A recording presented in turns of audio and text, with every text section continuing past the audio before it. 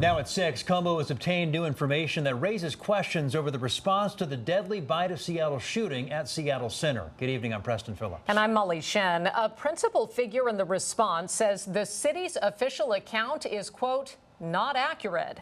This comes as the city council summoned the interim police chief and the mayor's top public safety director to answer some hard questions. We have team coverage tonight, including Jeremy Harris, with what the interim chief had to say about the criminal investigation. But we start with KOMO senior reporter Chris Daniels live from Seattle Center. Chris? Yeah, Preston, it's been nearly 2.5 weeks since that shooting here at the Bite of Seattle that left 3 people dead and 4 others wounded. It also led to a snowball of accusations at City Hall and the ouster of the city's police chief. Well, now a key figure in the response to that shooting is officially questioning the mayor's official statements on that night.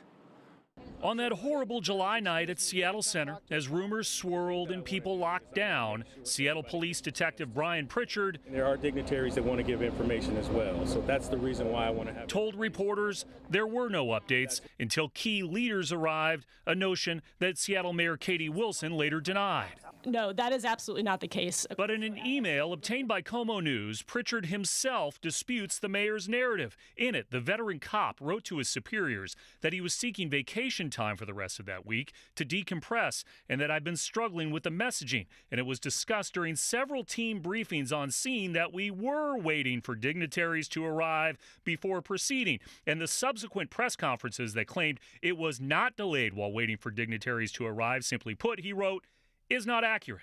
We have a police chief that was asked to resign, and here we are today. Pritchard's story was a key part of today's first hearing about the city's response and who knew what and when. We requested him to be here today, correct, Allison, Ms. Holcomb? You indicated to me that you wanted him here. Pritchard told KOMO News by phone that he was never asked to appear. Did the mayor's office or designee of the mayor ask to pause, delay, not hold a press conference at all at any time that evening? No, I can't answer that question, honestly. Okay. Seattle council members peppered the mayor's public safety director, Allison Holcomb, with questions about the response and mayor's input on a Zoom call with other public officials that night. It's not about a press conference. It's about how do we share with the public to allow people to go to sleep knowing that they're safe that night.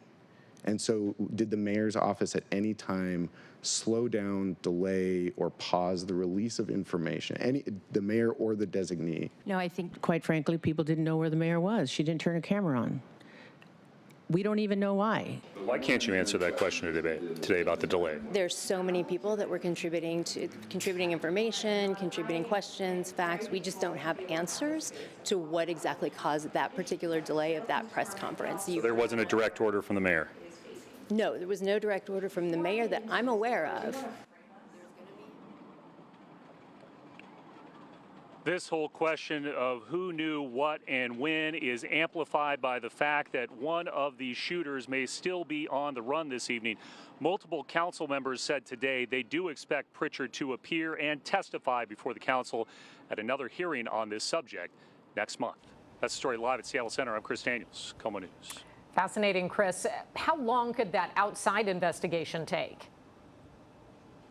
Yeah, the Office of Inspector General has been designated to have this outside investigation. It's a civilian-run organization that was created in 2017 just for this specific purpose. But we are talking about an investigation that could take weeks, if not months, and that is why we heard from those council members today saying some of these answers could come right now. I know you'll stay on it for us, Chris. Thank you.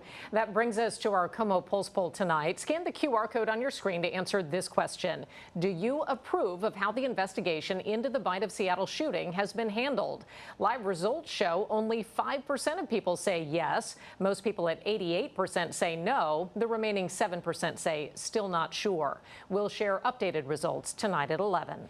As the political saga plays out at City Hall, Interim Police Chief Sayles is backtracking on his statements about one of the suspects in the shooting who got away. KOMO's Jeremy Harris is looking into the investigation and whether police are any closer to catching additional suspects. Jeremy? Yeah, well, the response to the Bite of Seattle shooting has been from the very beginning a sequence of confusing and conflicting statements. Interim Police Chief Sayles has been saying for 2 weeks that police are on the verge of catching that third suspect, but today he said he can't even confirm whether or not there is another suspect. Police say it was a gang shootout in the middle of a busy Bite of Seattle event that sent people running for their lives. 3 people died and 4 others were injured. Officers immediately arrested a 15-year-old suspect at the scene, and police believe one of the deceased, 19-year-old Junior Nico Samo, was also one of the shooters. Interim Police Chief Sayles said 2 weeks ago police were close to catching a third suspect, but now... I'm just going to be point blank here and ask you one that is on the minds of many members of the public, and they absolutely deserve to know. Is there a killer on the loose? Yes or no? We still have to comb through some video surveillance that was there.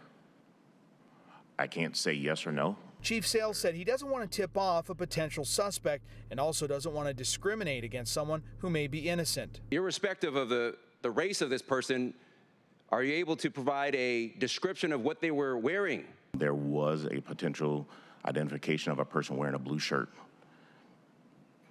That's as far as I'll go with that. A blue shirt about 3 weeks after the incident, that is better than nothing. The aftermath has been just as troubling as what happened at the event. For people who were at the event, like Ada, the lack of answers is adding to the difficulty of processing what happened. It's sudden, it's traumatic, it took a lot, and now I am in the middle ground of where do I go from here. She says she wants everyone involved in the shootout to be held accountable. Finding who did this is not going to solve everything, but it's going to help in moving forward. We want 100% accuracy when we make an arrest. Interim Chief Sayles said again progress is being made on the case, even though it's taking time. The public deserves to know more information about the potential, whether or not there's a potential killer out there on the loose.